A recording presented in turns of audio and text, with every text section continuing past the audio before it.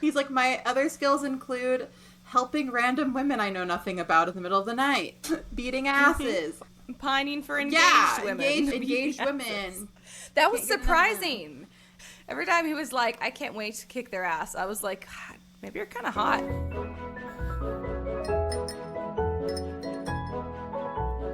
Hello, everyone, and welcome back to That Pretentious Book Club. Yay! Friends, countrymen, club members. Ladymen. Tree ladies. Club members. Ladies in the house.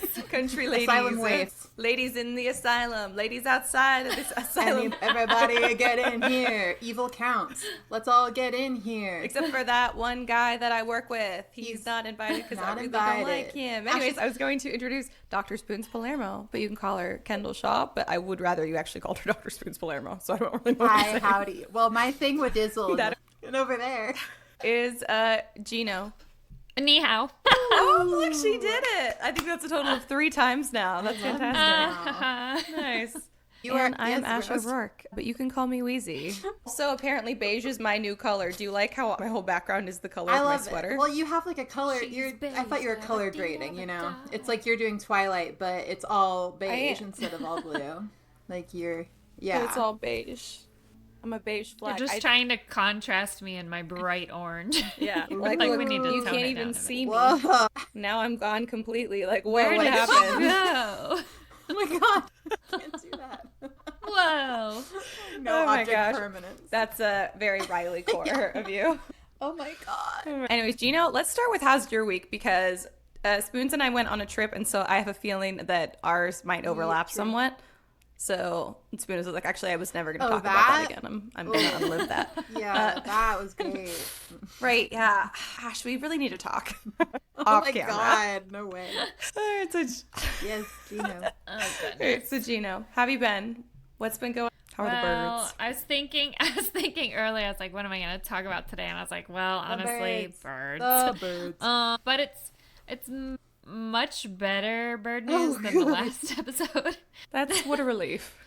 I am going to say there were still some more deaths, but I honestly don't, it all blurred so much together with how much happened last time. I don't know what I mentioned and what I didn't, so we're not going to mention any more of them.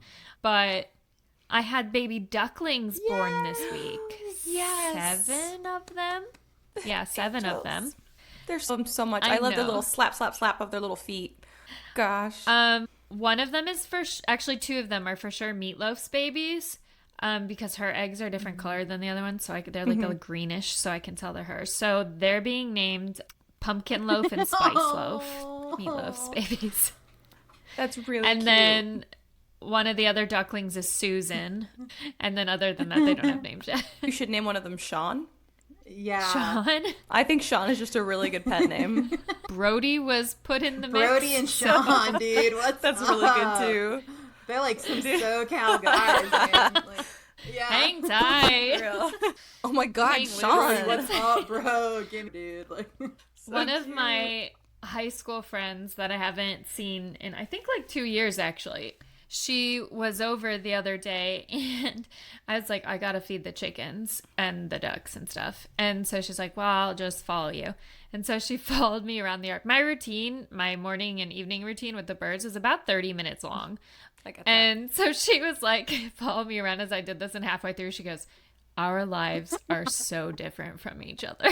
Oh my gosh. I was just like, you know what? My life's probably very different from most people. Yep. Remember when you didn't have chickens?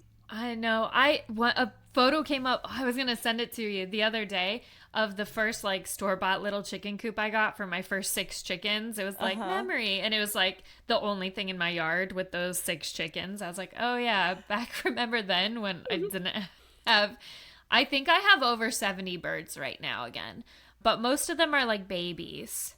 I bought 20 more. I bought 20 more meat birds the other day. Oh, I had to buy 3 baby chickens from the store to give to the mama that wouldn't stop being broody. And she's the cutest. She's so happy with her baby chickens. Like, she's taking them all around and protecting them and showing them how to find food and stuff. And they're so cute. That's so precious.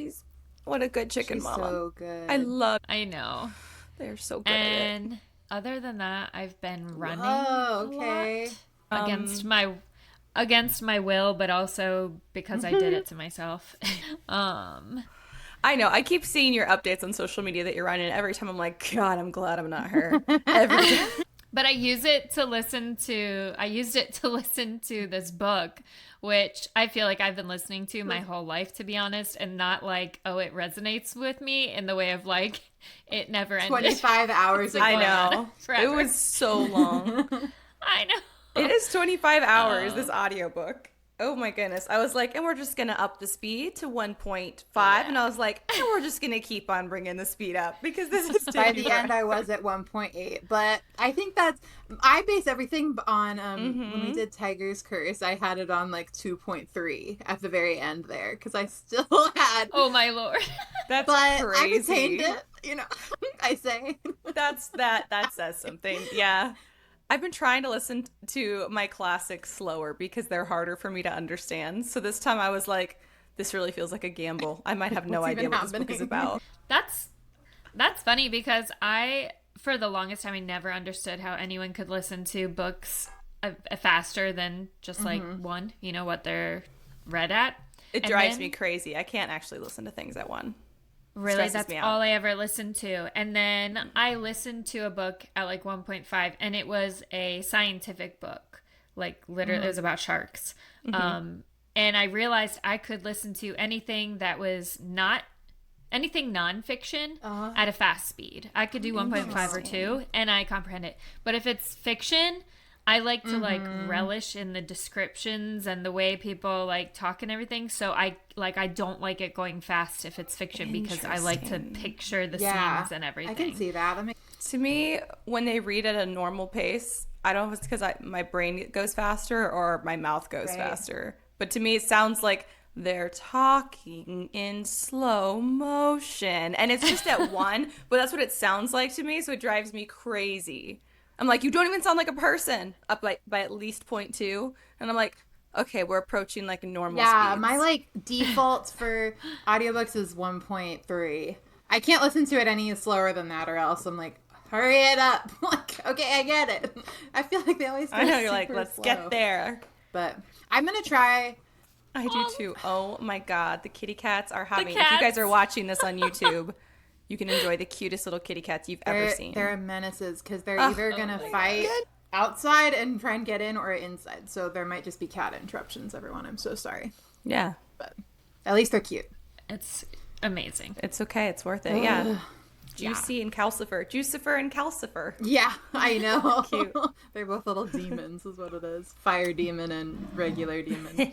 So, Spoons, what's up with your life in this amazing adventure y'all went on? Slaying at all times. Or don't talk about it. Oh, yeah. Well, I'm basically friend breaking up with Ash right after this, so no. What? No, I was taking a sip thinking about this. It took me a second to process your words, and I was like, wait a minute. Don't worry, she just said friend breaking up. Professionally and, any other way. No. Thought we were going to say that for off camera. We did share a bed all weekend, so there was only one bed. What were we supposed to do? That Pretentious book club after dark. God. Oh my goodness. For how much we like flirt with each other jokingly, I'm always like worried people are gonna be like, aren't they cousins? like not really. Like cousin like, lovers. Cousin lovers. First of all, we're not cousins. Second of all, we're not lovers. I mean, doesn't it really show you though? Yeah, it's technically both. Yes, this is true. They're cousin lovers. The cousin lovers haunt us, man. No, but like, doesn't it really show how far we've come as a society that you're not worried that people think that we're lesbian? You're worried that they think that we're cousins. God for that, but also bad. There's lots of aspects to that. Like, it's a mixed bag. But oh my goodness. Yeah. Anyway, we had a lot of fun. I do love to flirt with my girlies. It's really fun to flirt with people. I'm a big old girly flirt. Yeah, and you are a flirt. I love it. It's so funny. Only with girls. A man shows up and you're like, ew. I'm the exact opposite. Honestly. Not the with girls thing, just that. You're like, don't flirt with me. Ew, stop. To everyone. Yeah. You're like, no, I never. With men, I do. With men, my immediate instinct is like, like really mean look, and then maybe a growl if they get too close. But with girls, I'm like, oh my God, you are like so pretty. No, you're gorgeous. Oh my God, no, you're gorgeous. Like, hey, do you want to go like have a sleepover somewhere where there's only one bed and we have to share it because there's just one bed? I would love to, girl. And that's how I got Kendall to go hang out with me all weekend. Fun. Yeah, that's. There are pictures of us drinking wine in bathrobes on you this guys, bed. We were being so bougie. We went to this very, very cute little like boutique hotel. Yes. Bradford House in Oklahoma City. Bradford if you ever go to House. Oklahoma City, this is the place to stay. It's so cute. It's like this historic house, and it's like 3 stories, and there's like a gorgeous like restaurant and little bar, and they have like a cafe, and like it's very, very cute. And so we had like the best time ever, and it was so bougie. And they even have like like restaurants have like Michelin stars. They have a hotel one. We were like, what? This is nuts. Yeah. And so it's called like a key or something, I think. Like I don't know. Like a Michelin key or something. I don't know. But they have, and it's not surprising at all. It's amazing. Mm-hmm. So we got room service because there were events going on all weekend at the hotel. So we were like, we actually don't want to even try and get down there. Yeah, so we like were really bougie. There was like a flood going on. But it was like I'm being followed because I was last week, the weekend before last, there were floods everywhere. And then I was like, what has happened? Like, we went into this amazing bookstore, which also shout out to Full Circle Books if you're ever in Oklahoma City. The coolest bookstore. I love it. I think I've decided in my own bookstore, if you guys haven't heard from everywhere, I'm opening my own bookstore. And it's very exciting. What? But I think that, this is the first I've ever heard of this. I do want to get like a map of the United States and put on the wall. And I want to like put like a my favorite independent bookstores in every state. That are so you guys can all be like, oh, I'm gonna travel to Wisconsin, where Gino's from, and then Wisconsin. It's Alaska. Don't tell the. Oh shoot! Oh man, dang it! Yeah, that's a cute idea, Ash. Oh my gosh, you should totally do that. I love that. So she was doing a lot of and hit me up for any other. Oh, lots of I was waiting for you, but I was just gonna say you were doing a lot of. I was doing a lot of like market research at that bookstore. And then it was. I'm sure it was obnoxious. No, it wasn't. Too. I was like, was she just harassing the proprietor? No, I was harassing Kendall. She's like, so here's what I'm thinking for my bookstore. Like every place we went, I was loving it. It was just so fun. Literally, I was like, what about this? And it's like, it's so sweet to say. There were like all these different like cute candles and like little cute. I've been looking, trying to find the brand that made those crazy ones. There's one that it says what was the candle called? Something like Mr. Rochester's house or something? It was like, they had like different, I don't remember what it's called, but this one was, Mr. Rochester. And it was like the ruins of Mr. Rochester's burned down home. And like the flame is like right in where and the wick of the candle is in the middle of the burning house. Oh, that was funny. And they had like different ones like Great Gatsby and Anne Gables and stuff. It was so fun. But then they had Ash really got cool ones. It was really, several really cool. books for Riley Rue. And then... But then when we were leaving... And it's like, this is not how I'm going to do my kids section. Yeah. No shade, Full Circle Books, but y'all are brave. Y'all got a ladder in that kids section. A 7-year-old just not with my kid. Ladder. We were like, okay. And then I heard ka-thump, and they jumped off like the 8th rung, and I was like, yeah, nope. No, I don't have that. I was literally like, I wonder what the liability insurance is like. She's like, the kids' room in my bookstore is going to be a padded room. Yeah, for real. It's all foam. Honestly. Everything's foam. It's all soft. I'm tired of my child injuring himself. I just assume we just need somewhere where Riley can go and just hang out, like not have to. Yeah. I did go see, not to just derail and be like, all about my bookstore, but of course that's what I'm going to do because my brain can only handle like 3 topics at once. I mean, that's the most exciting thing. Now. We've got birds and I've got nothing, so you've got the most exciting thing probably. So you have looking like an adorable I've got pirate managing wave. the cat fight behind me at all times. I'm just watching Cal's. He is a menace. There's a whole like Lion King drama going on behind spoons right now. Just so you guys can picture this if you're listening on audio. I am. It's king like of this is the B plot going on. It's so cute. Okay, calm down. I don't know. They're like love to be the most important cat. No, they just want to have the option to get out. Same. You're being so annoying, Cal. Okay, I'm so sorry. Your bookstore. You're so nice, but you're being so annoying, Cal. Oh, I went to go see this location this morning, and it is gorgeous. And the owner seems to really like the idea, and so I started negotiations with the owner, and it's looking like this might be the bookshop. So super exciting. So I'll have more details for you guys soon. And if you want to support me, you can on ifundwomen.com. There is a link to my crowdfunding campaign. And this will be a good time to drop something that's even more fun specifically for all our TPBC listeners, because Gino is amazing at events. And if you guys haven't heard, she is the Placeless Blonde, which is an event planning thingamajig. And she pretty much does all of our retreats too. So this is her thing. And she was like, how about, because I love you so much, Ash, I'm going to come up with some cool ideas to fundraise for the bookstore. And I was like, that's amazing. You're an angel sent from heaven. She was like, how about a readathon? Which I was like, I don't know how those work at all, but I like to read and I like to raise money for my bookstore. So we're going to do a readathon. So what that means for y'all is, one, we're doing a readathon that's going to be a competition between all of us podcast ladies at Story Sirens Studios. So if you don't listen, and you guys who choose to be on our teams, pick my team. I think we're going to be the No-Tail Felines is currently what I'm thinking. I will take name suggestions. Why is my cat your mascot? She's such a traitor. I just love that she has no tail. God. Juicy. So yeah, you'll get to pick which cats. team you support. We still have to come up with our team names. And and if you have listened to previous episodes on here, or if you listen to the Scripturian Society, she hasn't officially agreed to it yet, but Catherine Carissa is going to be part of this as well.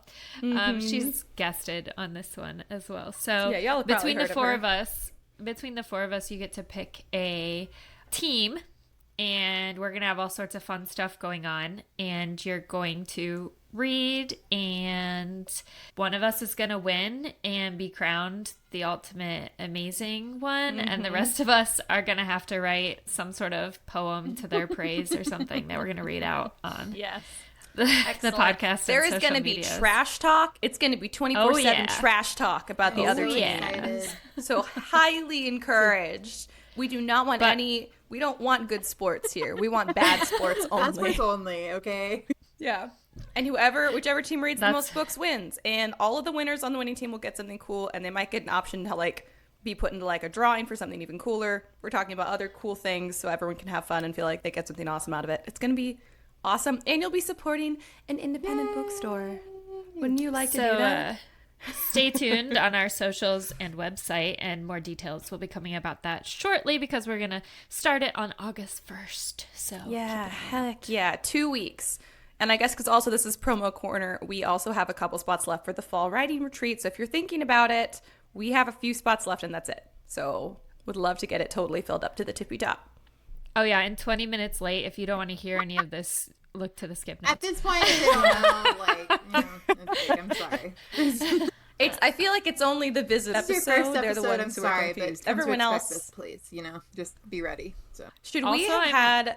It's been bothering me that do we not have a name for the listener? We just say the listeners, but is it the club members? Is it what do you guys? Teapots. Oh, that's cute. What the heck? That's adorable. The teapot heads, maybe or not. Some of them, maybe. The teacups. I don't know. The teapot.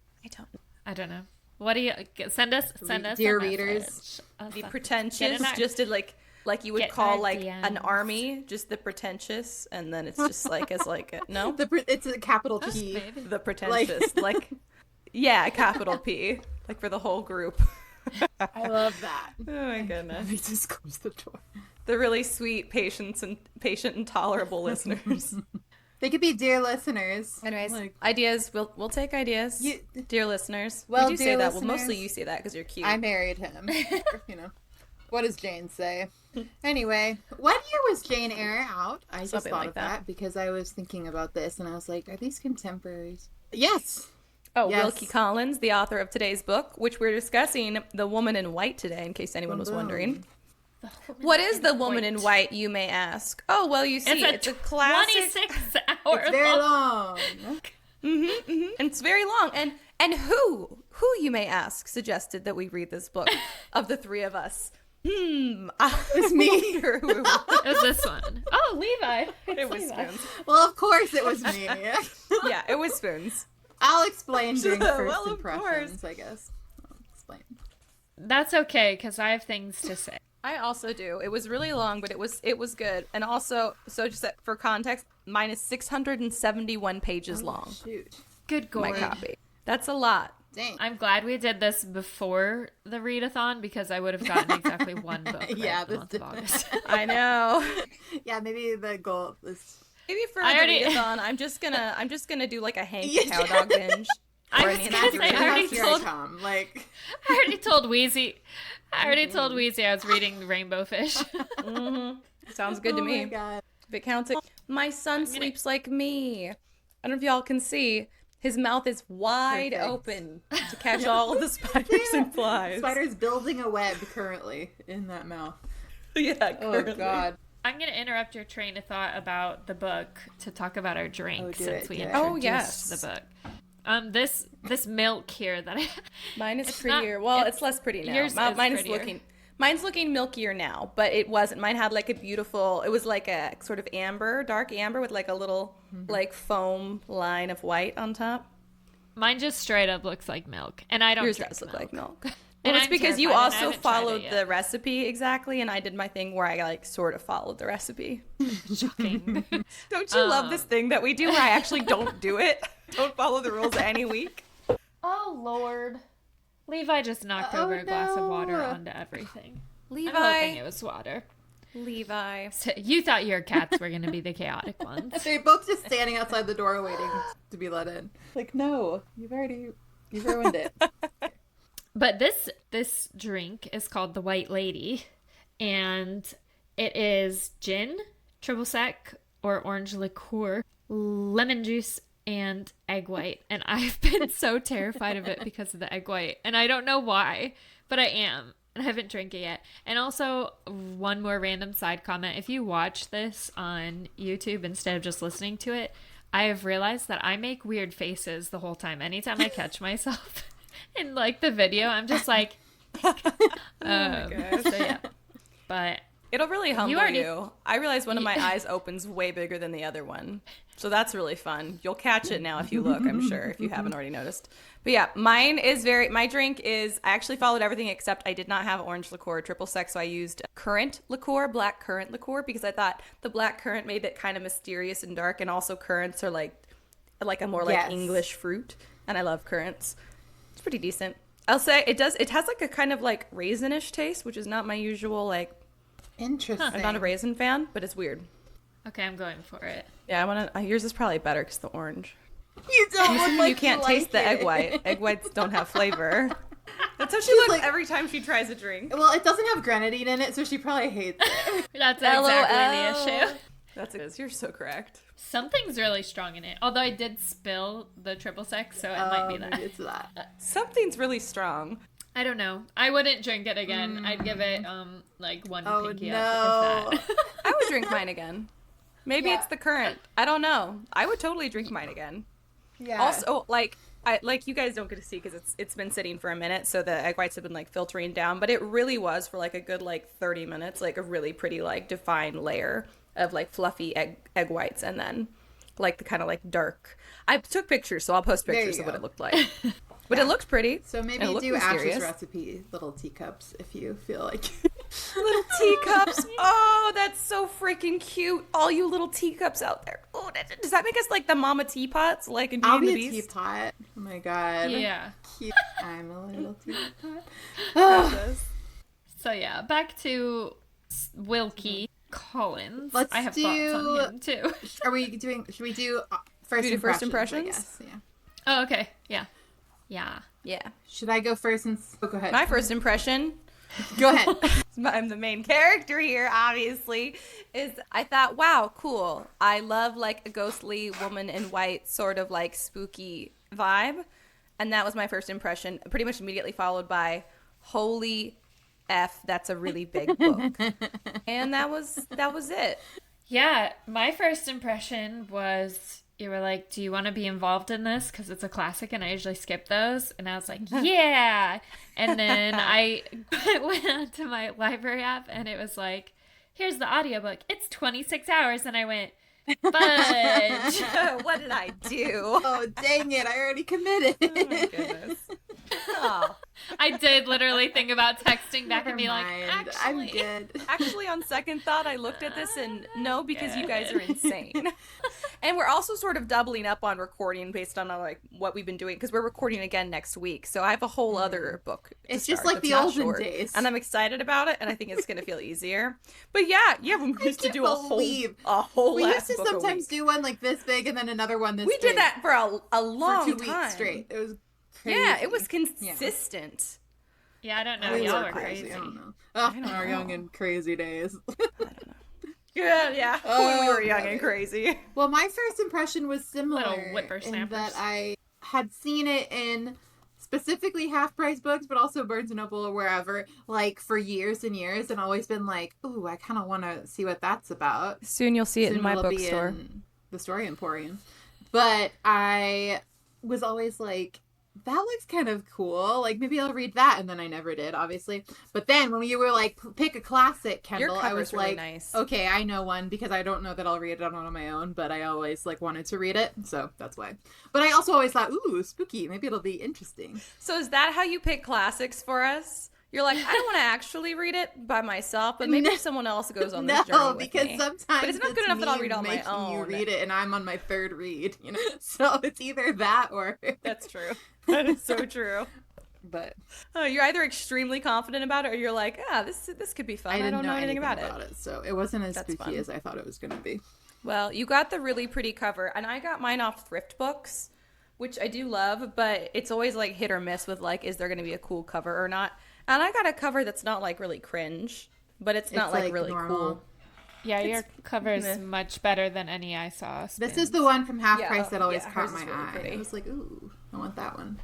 It's like a silhouette in all white of a woman holding out her beautiful skirts on her dress. I got this, and then at the exact same Half Price books trip, I bought The Woman in Black, which is that movie that they made the Daniel Radcliffe horror, or that book they made the Daniel Radcliffe horror movie out of. I didn't know it was a book, and so I bought it at the same time. And the guy at the register like looked at both of them.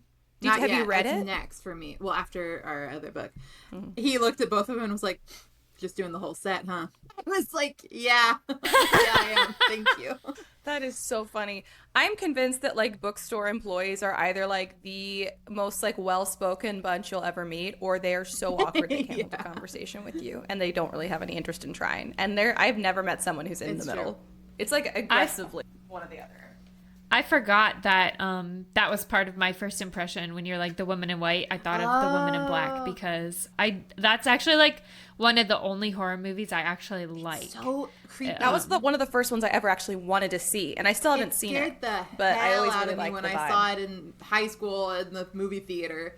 I was like, oh my god. I had like nightmares about her standing in the corner of my room. And then I found out everyone thinks it's not even a good movie. And I was like, well, it made a big impact on me. Yeah. Really? She was just aura farming. It's one of the only horror movies I actually like. But I saw it in the theater. It was me and my one friend, and then there were 2 other girls, and that's it. That was the whole theater. And like when we were leaving, the other 2 girls walked out in front of us, and we walked out behind them, and my friend threw her popcorn bucket in the trash, and it like kind of made a bang, and the girls in front of us were like, oh my gosh. They were spooked. So like, we're so sorry. We're so sorry. Well, I like it too, Gina, so everyone else is wrong. We're correct. But yeah. Maybe I'll like it. Yeah. Maybe I'll like it. I'll read the book and I'll tell you how the book is, and then maybe we'll read it. Oh, sweet. Excellent. Sounds great. Well, okay, Wilkie Collins. Gina, you said you had opinions about him? Oh, yeah, but you should probably talk about him first. I had to look him up after like the first 1 or 2 chapters of the book to be like, what's your deal? Yeah. Yes. The main thing to begin with was like, is this guy super sexist, or is this like a joke? That was one of the first things that I said. That was like one of the first things I said. I'm like, I didn't look it up, so and the whole book, I kept changing my mind. Yeah, the whole book, I was like, it's so crazy. Can't even tell. But what I looked up was basically the same thing. Like, there's very polarized views throughout. Really? Research and everything. Like, half the people are like, he was actually a super feminist because of these things and this and this, and the other people are like, nah, man was trash. Like, I love that actually, because I was going back and forth. I couldn't figure it out. I will say, over just like a brief scan of his bio is enough to be like, what an interesting human this is. So just Wilkie Collins, first of all, I want y'all to know that when I Googled Wilkie Collins zodiac sign, like the first hits were Wilkie Collins zodiac killer, Wilkie Collins zodiac serial killer. And I was like, I don't think what? so. What is happening? That's the right guy. I don't think so. No. Would anyone like to guess what his actual zodiac sign is? Because I looked it up. I know it. He's a cat. He's a Capricorn. Yeah. One for the cat. Cap. Hopefully he wasn't really sexist. I guess it depends on what you're thinking at the time. But yeah, I think he's a good writer. So one for the cat. Boom. Boom. All right, let's see. So I'm trying to figure. So where is it when he... Why can't I find the date? He was born January 8th, I'll find it. 1824 in London, England, and then he died September 23rd, 1889. Right there, 8 years after Billy the Kid died, isn't it? His name is... Sorry, go ahead. Of course, you relate everything to to Billy the Kid's like life milestones. I'm like, 20 years before Billy. I know it is. You were literally like we were talking about, what was it? Something, and you were like, did you know while this was happening, Billy the Kid was doing XYZ? And I was like, oh my God. Well, she's like, isn't that crazy? And I was like, while yes. At the Cowboy Museum, I also was like, Ash, this is when Woman in White was written. And you're like, okay. It was like some gun or something. Yeah, for real. You were like, this was happening at the same time. It's crazy. Yeah. Or like shoes. I think it was like moccasins. We were looking at moccasins. And you were like, they were wearing these when Wilkie wrote this book. And I was like, wow. Well, actually, it was cool. It is cool to like, because I definitely separate them in my head. Like, yeah, it is interesting to remember, like, this is all happening at the same time. Native American child was wearing those cool ass moccasins while Wilkie was over here maybe being sexist. You know, it's very interesting. Like, being who knows, being questionable. Maybe not. What I do know he was doing was being friends with Dickens, though. Like, was he? Yeah. I'm convinced he was a bad influence. I'm convinced maybe he was the bad influence. Dickens liked him back. Wilkie was? Dickens, it seems like he didn't like a lot of people back. So I'm kind of like, that's so fun that they were friends. I wonder why. But you can kind of tell, I think. Well, I'm just saying that... I think there's an influence. Wilkie had long-term relationships with two women that he wasn't officially married to, but basically polyamorous situation with two women. Haven't we all? Long-term. Okay, Wilkie. I mean, what do y'all think this podcast is? Yeah, well, and in case anyone was wondering, because I had been, Wilkie is a nickname for Williams, William. His name is William Collins. I was not wondering. I just 100% thought Wilkie was his name. Like, I don't know, some weird Victorian. I thought Wilkie's a really cute little nickname. I like that. Well, it's so much better than like Bill or Billy. It's way for better. Billy's Wilkie. Disgusting. What if it was Wilkie the Kid instead of Billy the Kid? Stop. Don't threaten me with a good time. That's so cute. Adorable little Wilkie. Only his mom called him Wilkie. Just everyone else called him Billy because they didn't understand him. Headcanon accepted. Mm-hmm. I think he was very good at one of the things that was like, okay, yeah, I can see the Dickens correlation. Wilkie is very good at naming characters. I think all these names were excellent. I was like, and Dickens is good at it too. And really in like Count Fosco, I was like, now this is a character, you know, like we got a character on our hands. He was a character. I loved that. Oh, yes. So. Oh, yes. Oh, absolutely. Also, what was his name? Because I most listen to the audiobook. Is it Pesca or Pascal? Pesca. What's the little Italian? I love him. So it is Pesca. Yeah, him too. I was like, I like him. He's funny. And here's one of the funniest things I've ever heard in my life. So just to bring it back to Wilkie. So I'm trying to tell you guys a little bit about his early life. Just during his lifetime, he wrote more than 30 books, over 100 articles, short stories, essays, and a dozen or more plays. I can see that for him. And this is a quote from wilkiecollins.info, which is, he lived an unconventional, bohemian lifestyle, loved good food and wine to excess, wore flamboyant clothes, traveled abroad frequently, formed 2 long-term relationships with women but married neither, and took vast quantities of opium over many years to relieve the symptoms of ill health. Yeah, of course. I might be editorializing this quote a little bit, but I mean, who among us, you know? You're like, and yep. That's crazy. Let's see. And he traveled around even from like a young age, like France and Italy and such, but of course was born in England. He went to boarding school in England, and it was there that, quote, he began his career as a storyteller to appease the dormitory bully. That's never been said. What? The bully's like, I'm going to steal your lunch money unless you tell me a really good story. That's I crazy. love this bully. Yeah. I'm like, what is this?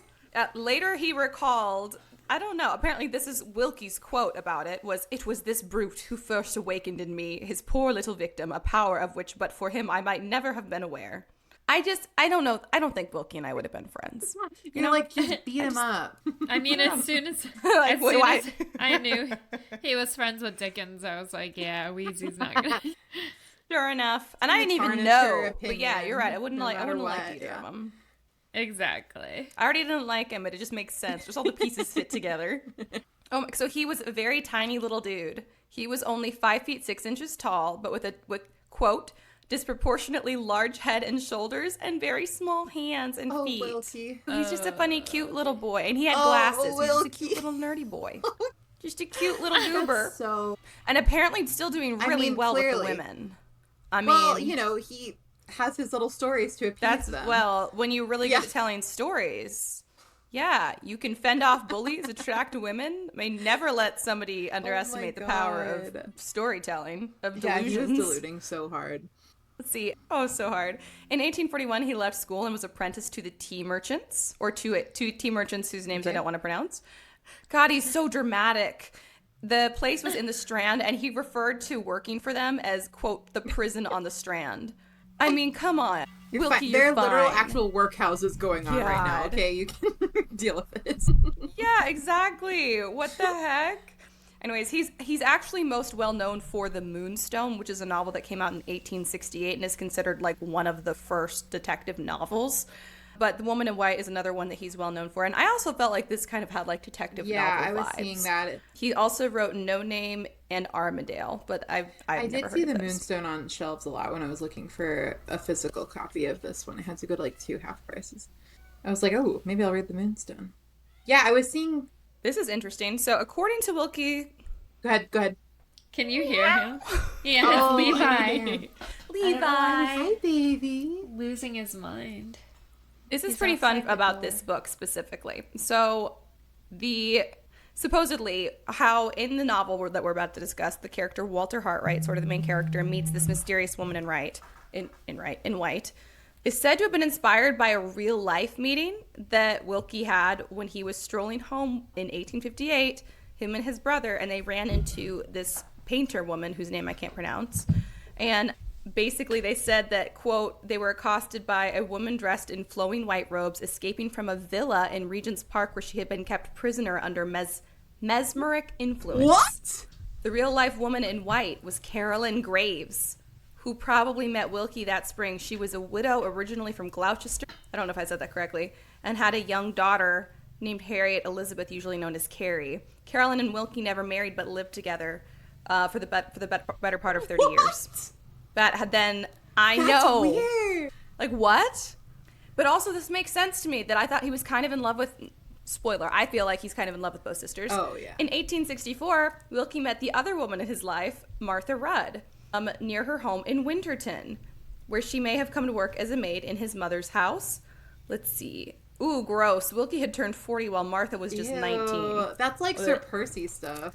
Let's see. Oh my gosh, to give their liaison a degree of respectability, they did not marry, but they assumed the identities of Mr. and Mrs. William Dawson, the name given to the 3 children they had together. Marion, Harriet, and Charlie. Marion? He named his character after his daughter, or he named his daughter after his character? I want to know. I think daughter after character. I have a lot of thoughts on Marion as well. But so Carolyn, the first one, the woman in white inspiration, in what year is that? In 1868, she married somebody else. So they don't know why. They don't know if she gave her an ultimatum like drop the other hussy or like actually marry me or what it was. But they officially split and she married somebody else. And Carrie and Frank Beard were the witnesses, while Wilkie Collins was himself present at the ceremony of Carolyn marrying. He went to the this wedding? other dude. Holy Is what it looks like. That's what it looks like. I could be wrong. I love this drama. But by 1871, Carolyn had returned to Gloucester Place and continued to live with Wilkie. She came back. What? Even though she'd married somebody else, until he died in 1889. Then she died in 1895 and is buried in the same grave. Oh my God. This actually sounds very much like the book. Yes, like, this really not does. exactly the story, but a lot of things It's click. clicking, yeah. Oh Wow, my Wilkie's goodness. must have been... Well, in 1889, he was involved in an accident and thrown from a cab because the collision was so hard. And then that accident was followed by, quote, a severe attack of bronchitis. And then he suffered a stroke. And then he died on the 23rd of September. That's Javi's Oh birthday. my God. Wait, that's crazy. Wilkie. Oh my God. So sorry, dude. I mean, that's pretty much it. That's our that's boy. what the WilkieCollins.info has to say. Is he our boy? Is he? He's Dickens' boy, and Dickens is your boy. So well, I guess listen, by proxy, I've accepted maybe Dickens he's as your my boy, but boy, he's and not my he boy. seems like he did way worse stuff. So I'm kind of like, it's whatever, you know. With these Victorians, you just have to kind of take it or leave it. Like, God, they're wild. They're getting Victorians are crazy nice. out there. They They're really getting are. crazy. They really are. Audience. That's weird. His life basically just feels like a novel. I was thinking, wow, what an interesting, like, mysterious mind he has. And I'm like, well, maybe it's just a like, biography. yeah, I mean, they say write what you know, you know? He was like, okay, I will. He's like, boy, Don't oh worry boy. about it. I have a very interesting Okay, life. I will. And I can do that. I'm 5'6" and I have a really interesting life. Do you want to hear about my bully? Cutie patootie. That's hilarious. I mean, he you want to hear how I defeated my bully with the power of imagination? The pen is mightier than the sword. I'm the first one who ever said that. Wilkie Collins, me. Me, Wilkie Collins. I mean, there's really no, he must have been He adorable. had to have I don't know how I'll get some away with riz this. or something, yeah. Like, Yeah. That's also just like a kid's book, though. That just wrote itself. Not his whole life, but the like, I shall defeat my bully with this yeah. fairy tale. power of Yeah. imagination. Yeah. Yeah. Somebody should write a little Honestly, Wilkie. it is absolutely. See, that should be your next Children's book, children's yeah. book, Gino. Gino could do it. She writes children's Done. You books. should do that, Gina. I shall do That's Yeah. you. A Wilkie bio. For context, if anyone's wondering, I think my brother's 5'6". But I wouldn't say that my brother's head is unnecessary, like that it's particularly large for his body. He's proportional. I don't think anyone's. And he got LASIK, so he doesn't have spectacles anymore. So, She's like, just in case anyone was comparing my To Wilkie brother, who Collins. you don't He's know, not, to okay? Wilkie. My brother's know nothing Wilkie like Wilkie Collins. Collins. well, I'm just thinking, like, because when you see on paper, like, 5'6" for a guy, you're like, wow, what a cute little tiny king. But then when I think about it, and I'm like, well, my brother's 5'6" and he's taller than me. And I've never, like, been like, wow, he's so tiny. Yeah, you kept saying tiny king. I was like, it's not that short. No, that's why I was like, You're well, like, maybe hold it's on. not that short. I just, on paper, it looks Yeah. short, but then I'm like, in person, it's not. And Especially also, for I've the- definitely had, like, a hard crush on someone who was maybe 5'5". Sure. I mean, it's all about the Like, Riz. And I didn't think he was short And either. for 50, It is. That's or exactly 1860, accurate. it's like, okay, probably half the guys were 5'6", you know. We've gotten a lot taller in the last 100 years, which That's is crazy. true. Okay, should we talk about Those good old American Yeah. hamburgers. these guys were nutrition Sure. deprived. So basically, the woman in white, Also moral not surprise, so but much whatever. a spooky ghost story as I thought based on the cover, but it's really more of a sensation novel / detective novel / really long. So it's kind of about our main guy. His name is Walter Hartwright. He is a drawing instructor, beep, beep, beep, and he is really good at art, and his BFF is this Italian guy named Pesca, and Okay, I just Yes. real quick, I have to Go just ahead. interrupt because he's a drawing instructor. My reaction to he's a drawing instructor was the same as that comedian you and I were talking about she does the German mom bits, and she's like, "You are in love. He's a painter." Like, know her. what? I know, right? Yeah, She's so Laura. good. But I was like, Oh my God, her "He's a name's even drawing Laura." instructor." Laura, he's a drawing instructor. Yeah. Oh my God, Laura. That was honestly, I was like, wow, I'm no fun sometimes. Like, I hear You're like, it myself, but I was like, a Babe, drawing you instructor. What should kind of career marry is the that? disgusting, like, Baron, okay? Like, this guy has no money, okay? That's I was like one as a career, sort of.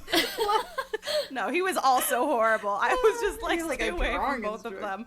But it was just really funny. And then like his mom was so proud of him for being, and I was like, did you never tell your son that drawing instructor is not a job? I mean, it is, but like, God, you have to be. I guess things were different. I guess it's like being an art teacher. But, like, there aren't private families who are like, we want a drawing tutor to come teach our children. And he's like, I'm going to base my whole career on this. Thank God they were patrons of the arts, The Victorians at least knew how to do that, You can't even be a drawing instructor in this economy. You can't even, you do your little sketches and make a living out of it. Like, what's even coming? What's this world coming to? But yeah, he's all right. I don't know. Walter's fine, I guess. But he and his best friend is this Italian guy who is also a teacher, and he's adorable. So fun. But basically, he's like, I will do anything for you because one time you saved my life at the beach. And Walter's like, it was really like not a big deal. And he's like, I owe you my life. And he's like, okay. And so he's like, so I got you a job at this weird house. Everything he does is so dramatic. Yes. It felt really real. I was like, he was honestly nicer than any of the Italian men I've ever met, but the level of the drama, I was like, yeah, that's right. Whoa. He like leaps up onto a chair to just explain something to people, and I'm like, how Walter's sister was like, ew, like, stop. Getting the ick. She's so not into him. She's like, your friend is so weird. Tell him to stop jumping on the furniture. God. Stop bringing your friends over here. We're weird teacher friend. Go get a real job. In addition to the, like, is he sexist? It's very much a thing of, like, why do Victorians, and Wilkie, I'm including you in this because you did this in this book, why are they so obsessed with, like, oh, they're a foreigner, It's like, oh, you can't even, oh, they're little foreign ways. They're so weird and Italian. Like, I know, they do. I'm like, calm down, okay? Brits are so boring. It's such a British thing, It's a British thing. I'm so sorry. Mm-hmm. Like, and Ash reminded me this weekend, so many of our dear teacups are British, and I am sorry, and I'm not talking about you. You are perfect. We have so many British and teacups. Listen, obviously we like your literature, okay? So just be okay with me. We know you're too good for us. Part of this is perhaps an inferiority complex.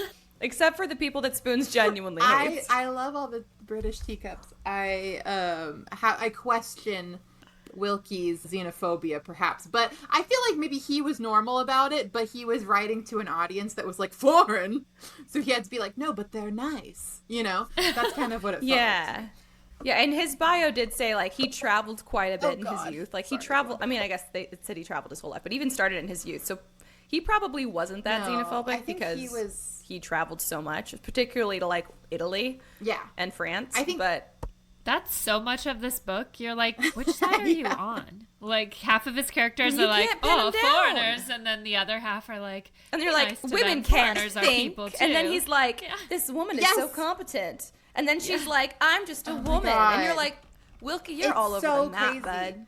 Oh, like, I think that he genuinely... I don't want to jump ahead, but as soon as we get there. Yeah. Okay, so I'll just skip ahead. But basically, Walter goes to work at Pesca's, like, recommendation at this place called Limeridge House, where there are these two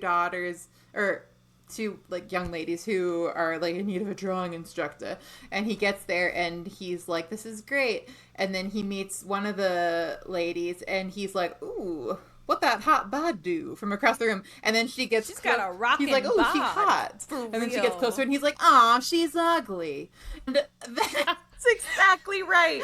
But then they become best friends, and her name is Marion. It's like it must be like 2 or 3 pages explaining how ugly she is.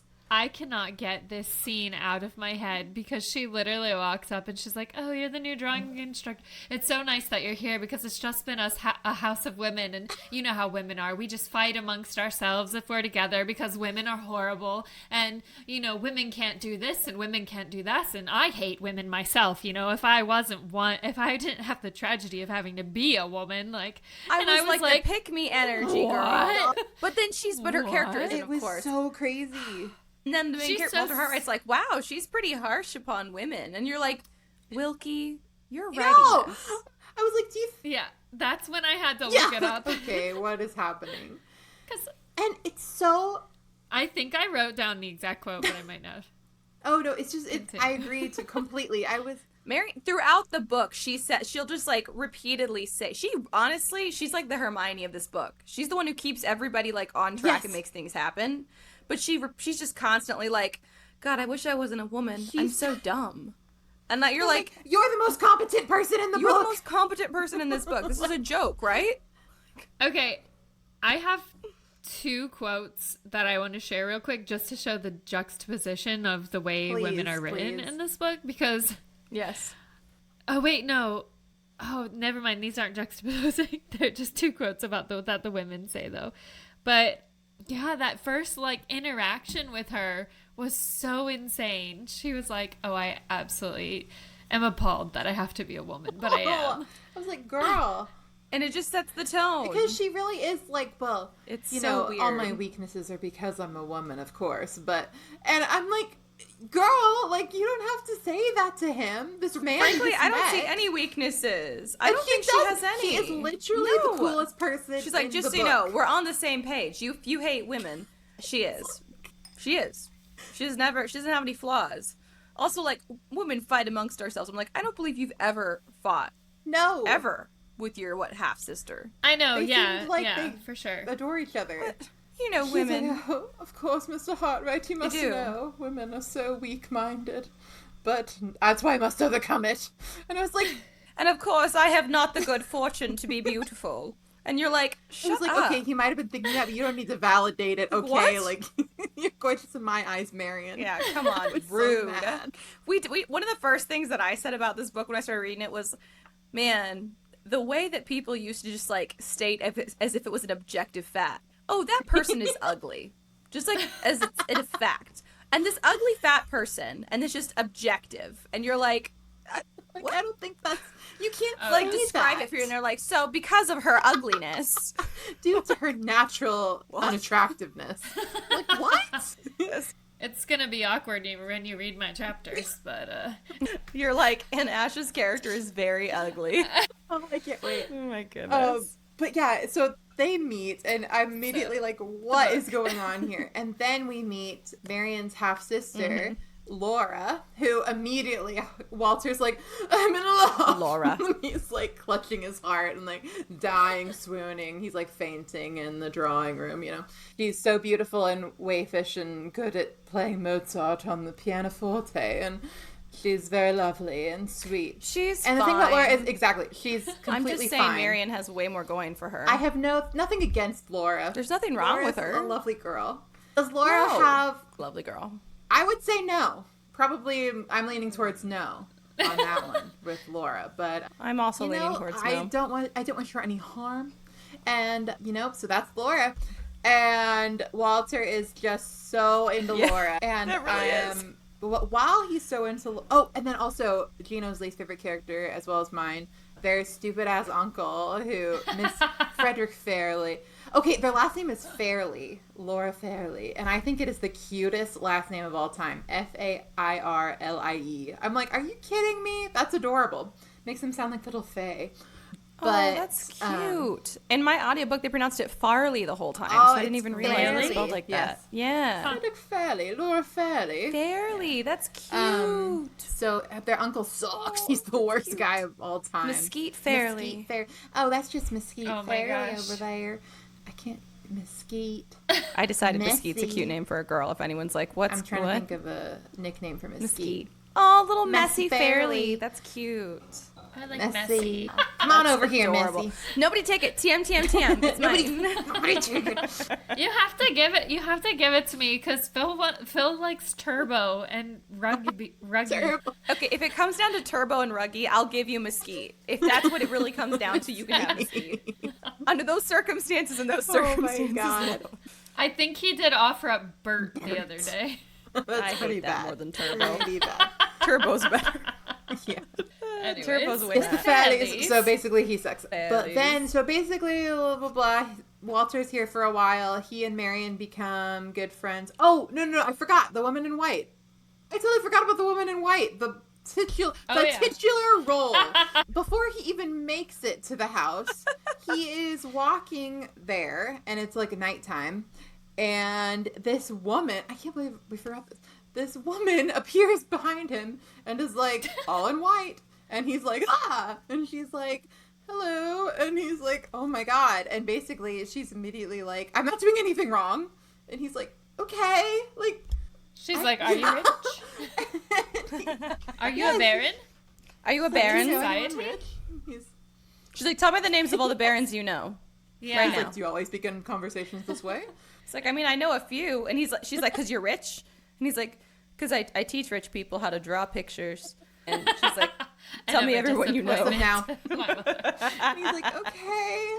So he basically is like, I have no idea what her deal is, but she seems to hate barons, number one, and number two, really needs to go back to London. So he like helps her get to London, and when he gets there and she leaves and stuff, she's like, when we get there, you can't ask me anything or follow me. And he's like, okay, like, do you need help? And she's like, no.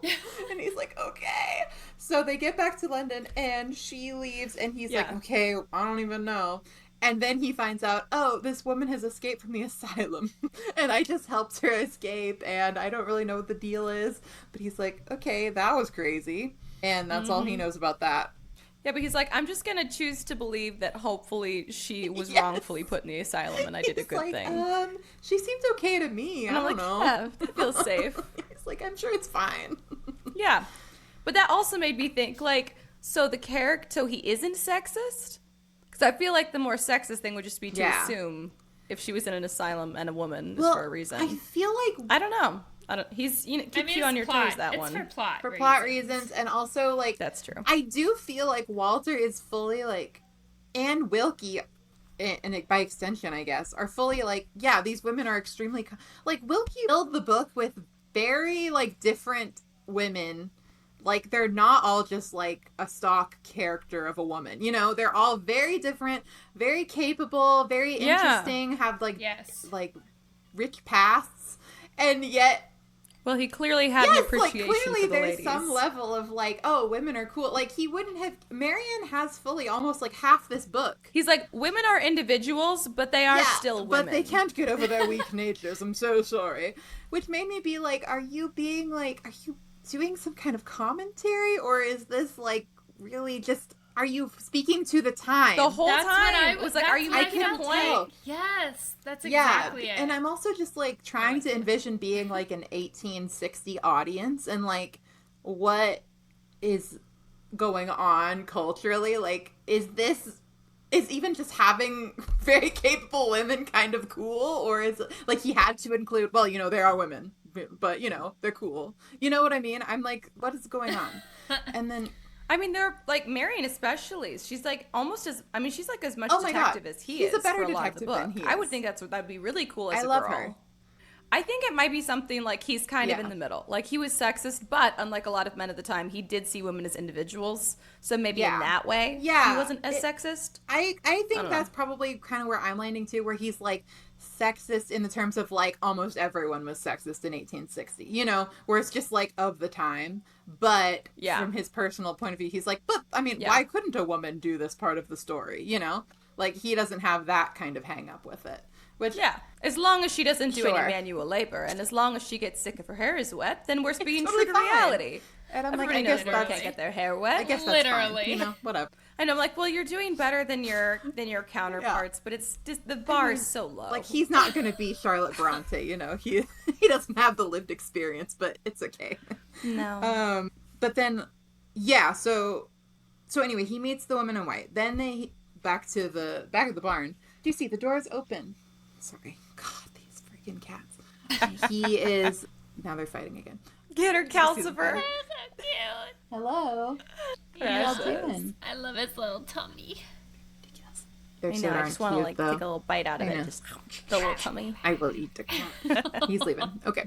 So, Walter's falling in love with Laura, blah, blah, blah.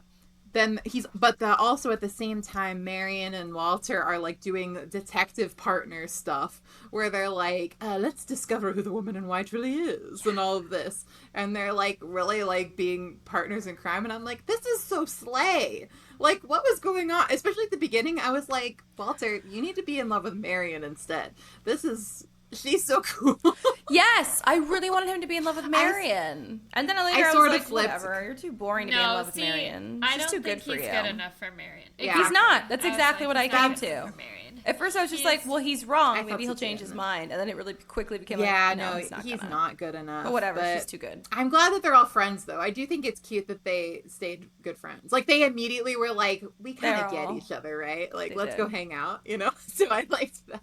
Yeah, it was cute. Yeah. So, listen, that's true. You can love or hate Wilkie, but he writes good characters. Like, they're very full I thought so characters. Too. And yeah. Every single one, even like the mom and the sister who only show up in a few scenes, like we're very like I have no trouble telling you what I think they would do in any situation. Like he gives you a really good impression of every character. Yes. Yeah, he's very talented.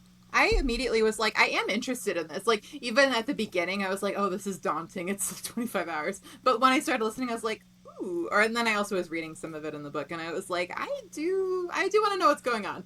I had the same thing. Same though. Yes. Yes. The way that he dropped interesting things, it was like, right when you're like, I'm too tired, I'm getting ready to give up on this, then he'd be like, ooh, and here's this other clue, and you'd be like, well, now I'm interested. Yeah. And then you just, like, every time you start to fade, he's like, and a new thing. I think that this book, hot take for me and not surprising, could have been half as long. And, like, I want the abridged version to be the only version. And it would have been, I probably would have been, like, my favorite classic. Amazing, wonderful.